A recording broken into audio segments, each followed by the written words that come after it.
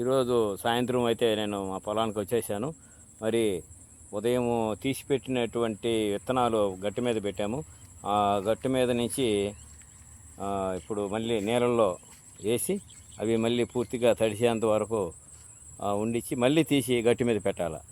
ఎందుకనంటే అవి ఉదయం నుంచి బాగా నీళ్ళన్నీ కూడా ఇంకిపోయి ఉంటాయి కాబట్టి ఇప్పుడు మళ్ళీ నీళ్ళు బాగా తడిపాలన్నమాట.